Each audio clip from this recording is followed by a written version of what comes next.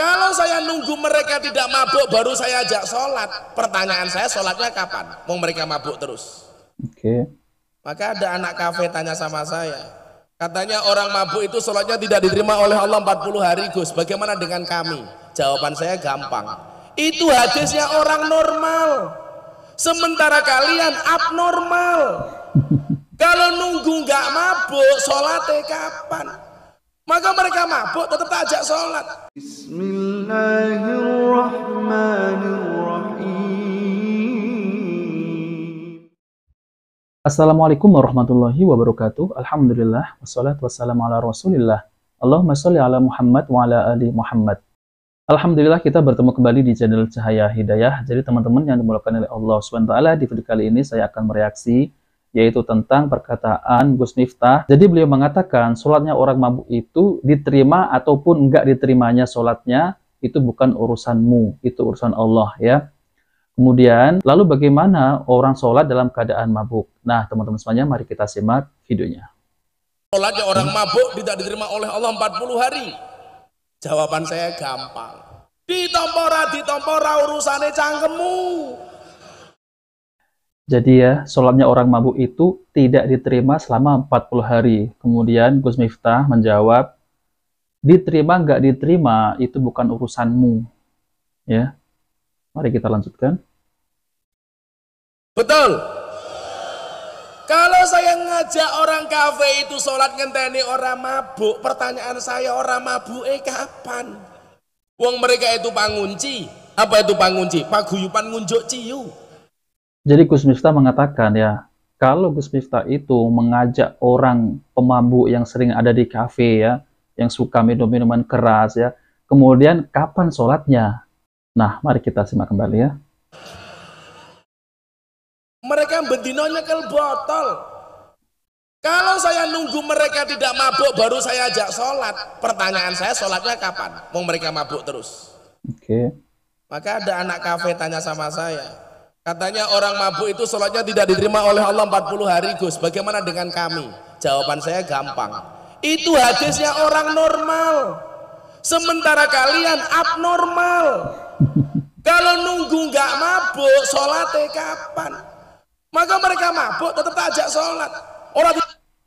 Jadi Gus Miftah itu mengajak orang yang pemabuk untuk mengerjakan sholat ya. Kalau mabuk terus kemudian sholatnya kapan? Jadi teman-teman yang dimulakan oleh Allah Subhanahu wa taala, jadi tentang masalah bab ini itu sudah pernah dibahas oleh para ulama, yaitu di dalam kitab Ar-Risalah yang ditulis oleh Ar-Rabi bin Sulaiman, yaitu ketika Imam Syafi'i itu masih hidup, halaman 176 sampai 178. Orang ditampak Gus, orang urusan. Gusti Allah iki ning kono ora ning cangkemmu. Allahu Akbar, mereka sholat mabuk. Sholat ya Gus, ya. Nah, teman-teman semuanya yang dimulakan oleh Allah SWT, jadi saya untuk pembahasan ini, saya akan menampilkan penjelasan dari Ustadz Dr. Syafiq Riza Basalamah MA, Hafizatullah. Mari kita simak videonya. Di surah An-Nisa lagi, ayat 43, berkaitan dengan larangan sholat ketika mabuk. Ini ketika proses pengharaman khamr. Larangan sholat ketika mabuk dan haramnya sholat serta berdiam di masjid bagi orang yang sedang junub dan disyariatkannya tayamum untuk uzur. Ini di surat An-Nisa ayat 43. Allah mengatakan, ya ayyuhalladzina amanu, wahai orang-orang yang beriman, la taqrabus sholata wa antum sukara. Kalian jangan mendekati sholat, kalian jangan sholat dalam kondisi mabuk. Antum mabuk. Proses pengharaman khamr ini subhanallah cukup panjang. Dari sejak mulai pertanyaan tentang khamr dan judi, qul fihima itsmun kabir wa manafi'u linnas. Khamr itu ada bahayanya yang sangat besar, dosa yang besar, ada manfaatnya buat manusia, tapi dosanya bahayanya lebih besar daripada manfaatnya. Ketika turun ayat ini, orang yang cerdas akan meninggalkan. Karena orang cerdas itu berpikir manfaat untuk diri. Orang bekerja berpikir manfaat untuk diri. Kalau dia ini bahaya buat anak, kenapa anak lakukan itu? Dia akan meninggalkan. Ini orang yang cerdas.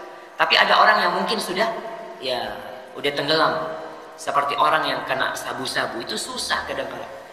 untuk dibalikin. Ada yang mengatakan otaknya itu udah kopior.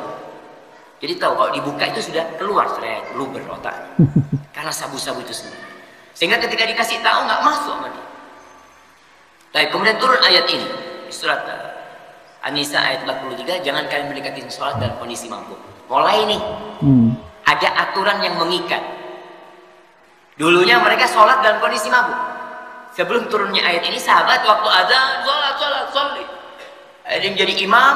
Teman-teman yang dimulakan oleh Allah SWT, dahulu ya, sholat itu boleh dalam keadaan mabuk, ya. Kemudian turun ayat perlahan-perlahan, maka terus total diharamkan khamr itu ya. Mari kita lanjutkan. Sholat 4 rakaat, sholatnya bisa 8 rakaat. Pernah salah satu ustaz di Banjar cerita dia masih di pesantren, dia azan. Tahu-tahu masuk 2 orang mabuk. Komat, kata dia. Ini masih kecil, kata dia. Dia komat jam. Allahu Akbar, yang mabuk jadi imam. Yang mabuk jadi imam. Allahu Akbar, sholat duhur bacaannya keras. Dikasih subhanallah. Terus gitu. Alhamdulillah sholatnya masih 4 rakaat. Assalamualaikum. Jamaah yang sehat tadi itu sholat duhur, kata dia. Seharusnya bacaannya nggak keras, kata dia. Loh, sholat Jumat kok keras bacaannya? Ini orang mabuk masih separuh sadar jemaah. Dia mau sholat Jumat kok bacaannya keras. Allah larang. Mulai orang yang berakal sudah memikirkan. Sekarang pengaruh khamar itu berapa jam? Mana yang pernah mabuk mungkin punya pengalaman. Dia pengaruh khamar berapa jam? Kayaknya cukup lama lah. Sehingga orang itu tidak akan minum ba'da zuhur. Karena dia tahu asar nanti masuk waktu sholat aku dalam kondisi masih mabuk. Ba'da asar mungkin dia juga akan minum karena waktunya pendek. Ba'da maghrib dia juga akan mengurangi. Kapan dia minum? Ba'da isya. Berarti mulai ini yang mungkin disebut sekarang rehabilitasi. Jadi orang pemabuk itu direhabilitasi. Maksudnya mulai dia berpikir sendiri. Kalau dia beriman, ini perbincangannya untuk orang-orang yang beriman. Orang-orang beriman tapi masih mabok. Kata Allah, kalian jangan mendekati sholat dalam kondisi hatta ta'lamu ma taqulun. Terus kapan sholatnya? Ketika sadar. Kalian tahu dengan apa yang kalian ucapkan. Wala junuban, ini selesai. Kemudian Allah katakan wala junuban illa abiri sabil hatta taghtasilu. Dan orang yang junub juga nggak boleh sholat. Nggak boleh tinggal di masjid tuh. Illa abiri sabilin, kecuali dia yang mau lewat, dia punya keperluan di masjid itu. Dan kita tahu sebagian sahabat itu tidurnya di masjid.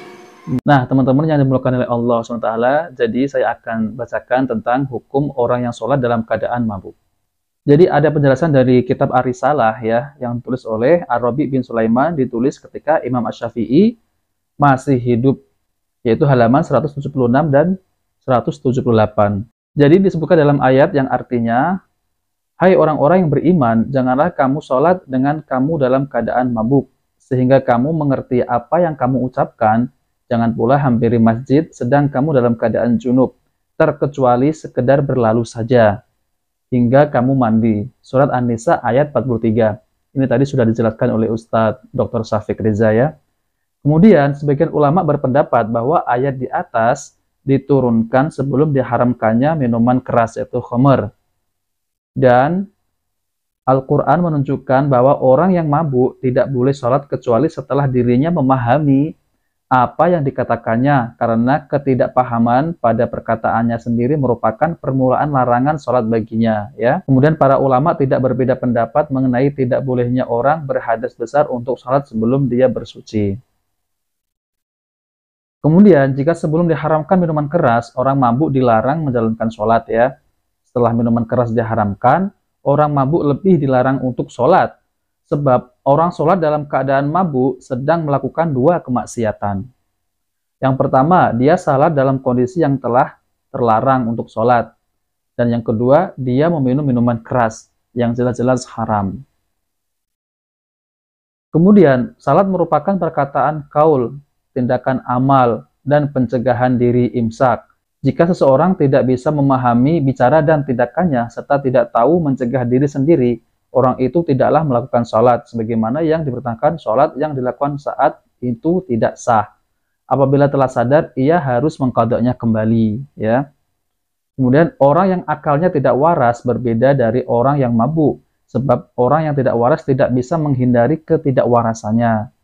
Sementara orang mabuk berarti sengaja mabuk menjerumuskan diri dalam mabuk. Kemudian orang yang mabuk harus mengqadha perintah Allah yang ditinggalkannya, sedangkan orang yang tidak waras pikirannya tidak harus melakukan hal serupa. Kemudian nasak adalah meninggalkan sesuatu kewajiban yang benar pada masanya. Meninggalkan pun adalah suatu kebenaran jika memang Allah telah menasaknya. Orang yang menemuinya pada saat diwajibkan, ia harus taat dengan menjalankan dan taat pula dengan meninggalkannya. Adapun orang yang tidak menemui momen saat diwajibkan, ia harus mengikuti kewajiban baru yang menasah. Kemudian contoh yang disebutkan pada poin di atas, ya, tentang awalnya dahulu menghadap Baitul Maqdis, lalu diperintahkan menghadap Ka'bah. Kemudian kesimpulannya terkait tentang masalah hukum salat orang yang mabuk dan orang tidak waras, tidak diperkenankan untuk salat. Akan tetapi orang mabuk diperintahkan qadha salat, sedangkan orang tidak waras tidak diperintahkan qadha salat. Nah, teman-teman semuanya, itulah penjelasan yang ringkas, semoga bisa dipahami. Nah, teman-teman semuanya, jika video ini bermanfaat, jangan lupa like dan subscribe di channel Cahaya Hidayah. Wabillahi taufiq wal hidayah. Wassalamualaikum warahmatullahi wabarakatuh.